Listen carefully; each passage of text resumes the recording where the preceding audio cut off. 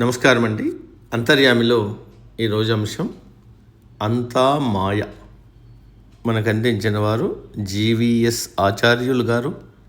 వినిపిస్తున్నది మీ విజయభాస్కర్. మనుషులు నిత్యం అనేక రకాల కర్మలను అనగా పనులను ఆచరిస్తూ ఉంటారు. అవి సత్కర్మలు కావచ్చు, దుష్కర్మలైనా కావచ్చు. సత్కర్మల వల్ల సత్ఫలితాల్ని, దుష్కర్మల వల్ల దుష్ఫలితాన్ని అనుభవిస్తారు. అసలు ఈ కర్మలను మనతో ఎవరు చేయిస్తున్నారు? దేవతలని, దానవులని, లేకపోతే పూర్వజన్మల పాపపుణ్యాల ఫలితమేమోనని రకరకాలుగా మదనపడతారు మనుషులు. వాటికి మనలోని త్రిగుణాలే ముఖ్య కారణమన్న విషయాన్ని మాత్రం గ్రహించరు. పంచ జ్ఞానేంద్రియాలు, పంచ కర్మేంద్రియాలతో పాటు మనసును కూడా కలిగిన మానవదేహం ప్రకృతి స్వభావాన్ని అనుసరించి విభిన్న గుణాలను కలిగి ఉంటుంది.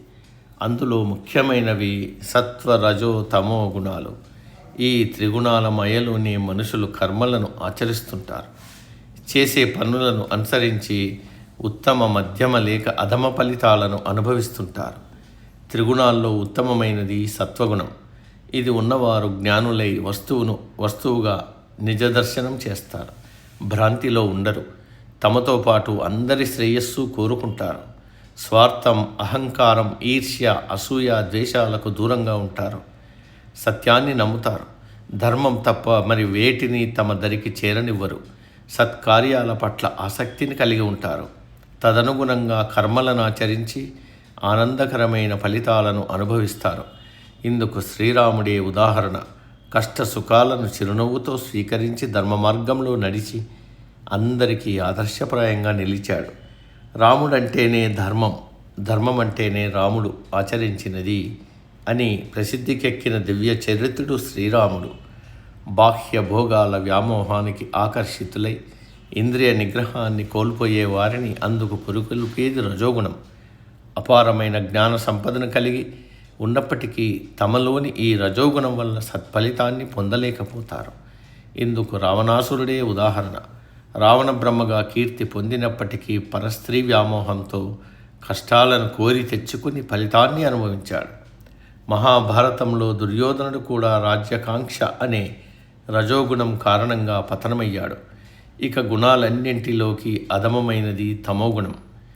ఇది ఉన్నవారు నిరాశ, నిరాసక్తత, సోమరితనం, మూర్ఖత్వంతో చెడ్డ పనులు చేసి దుష్ఫలితాలు పొందుతారు. దురాచారాలు, దుర్వ్యసనాలు వీరు సొంతం. ఇలాంటి వారిని నేటి సమాజంలో ఎక్కువగా చూస్తుంటాం.